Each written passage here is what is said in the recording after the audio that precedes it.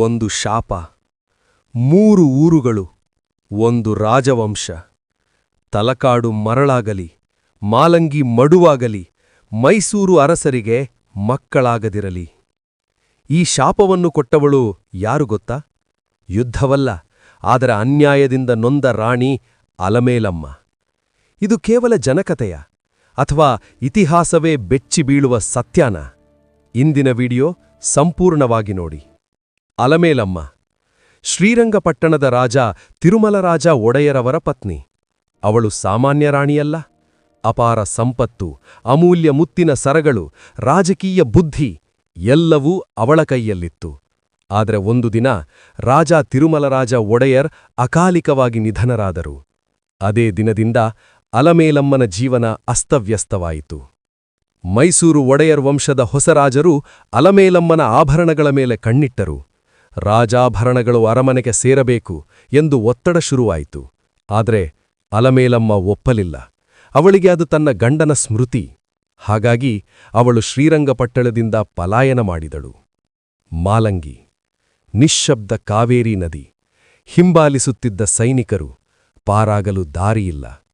ಆ ಕ್ಷಣದಲ್ಲಿ ಅಲಮೇಲಮ್ಮ ನದಿಯ ತೀರದಲ್ಲಿ ನಿಂತುಕೊಟ್ಟ ಶಾಪವೇ ಇತಿಹಾಸವಾಯಿತು. ಅವಳು ಹೇಳಿದಳು, ತಲಕಾಡು ಮರಳಾಗಲಿ, ಮಾಲಂಗಿ ಮಡುವಾಗಲಿ, ಮೈಸೂರು ಅರಸರಿಗೆ ಮಕ್ಕಳಾಗದಿರಲಿ ಎಂದು. ಅದೇ ಕ್ಷಣ ಅವಳು ಕಾವೇರಿ ನದಿಗೆ ಹಾರಿ ಪ್ರಾಣ ತ್ಯಜಿಸಿದಳು. ಶಾಪ ನಿಜವಾಯಿತಾ? ಇಲ್ಲಿ ಶುರುವಾಗುತ್ತೆ ಅಸಲಿ ರಹಸ್ಯ. ತಲಕಾಡು ಇಂದು ಮರಳಿನಡಿ ಮುಚ್ಚಿದ ಊರು, ದೇವಾಲಯಗಳು ಮಣ್ಣಿನೊಳಗೆ. ಮಾಲಂಗಿ ಕೆಸರಿನಿಂದ ತುಂಬಿದ ಪ್ರದೇಶ, ಮಡುವು. ಮೈಸೂರು ಒಡೆಯರ್ ವಂಶ, ತಲೆ ತಲೆಗೂ ದತ್ತು ಮಕ್ಕಳೇ ಉತ್ತರಾಧಿಕಾರಿಗಳು. ಇವು ಕೇವಲ ಯಾದೃಚ್ಛಿಕ ಅಂತೀರಾ? ಜನರು ಇಂದಿಗೂ ನಂಬುತ್ತಾರೆ ಇದು ಅಲಮೇಲಮ್ಮನ ಶಾಪದ ಫಲ ಅಂತ. ಕಾವೇರಿ ನದಿ ಮಾರ್ಗ ಬದಲಾವಣೆ, ಪ್ರವಾಹ ಮತ್ತು ಪ್ರಕೃತಿ ಕಾರಣ ಅಂತ ಇತಿಹಾಸಕಾರರು ಹೇಳ್ತಾರೆ.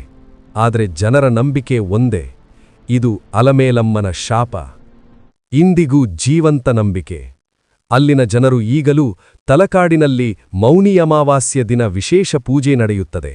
ಜನರು ಹೇಳ್ತಾರೆ ಅಲಮೇಲಮ್ಮನ ಶಾಪ ಶಮನಕ್ಕಾಗಿ ಈ ಪೂಜೆ ಎಂದು. ಒಂದು ರಾಣಿಯ ನೋವು, ಒಂದು ಶಾಪ, 3 ಊರುಗಳ ಭವಿಷ್ಯ. ಇದು ಕೇವಲ ಕಥೆನಾ ಅಥವಾ ಇತಿಹಾಸವೇ ಮೌನವಾಗಿ ಒಪ್ಪಿಕೊಂಡ ಸತ್ಯಾನ? ನಿಮ್ಮ ಅಭಿಪ್ರಾಯ ಕಾಮೆಂಟ್ ಮಾಡಿ. ವಿಡಿಯೋ ಇಷ್ಟ ಆದ್ರೆ ಲೈಕ್, ಶೇರ್ ಮತ್ತು ಸಬ್ಸ್ಕ್ರೈಬ್ ಮಾಡಿ. ಧನ್ಯವಾದಗಳು.